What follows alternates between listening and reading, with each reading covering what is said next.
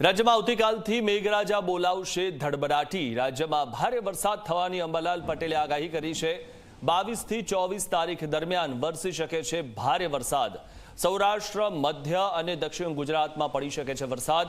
વરસાદના લીધે જળાશયોના સ્તરમાં વધારો થશે।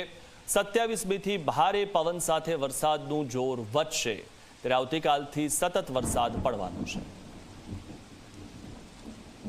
એક મજબૂત વહન જે દક્ષિણ ચીનનું ટાઇફૂનના અવશેષો બંગાળ ઉપસાગરમાં આવ્યા હતા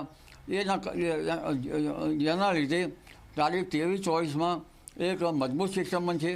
લો પ્રેશર બનવાની શક્યતા છે, કદાચ ડીપ ડિપ્રેશન બની શકે અને જેનો માર્ગ પણ છત્તીસગઢ ઉપર થઈને પૂર્વ મધ્યપ્રદેશ પર આવશે। આથી પૂર્વ ગુજરાતમાં ભારેથી અતિભારે વરસાદ થવાની શક્યતા છે। પંચમહાલના ભાગોમાં ભારેથી અતિભારે વરસાદ થવાની શક્યતા છે અને અરવલ્લીના ભાગોમાં ભારેથી અતિભારે વરસાદ થવાની શક્યતા છે।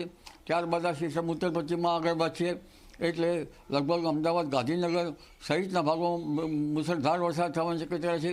એટલે આ વહન જે છે તારીખ 26 થી 30માં જબરું વહન છે અને ગુજરાતના ઘણા ભાગોમાં 4 ઇંચ કે તેથી વધુ વરસાદ થવાની શક્યતા છે।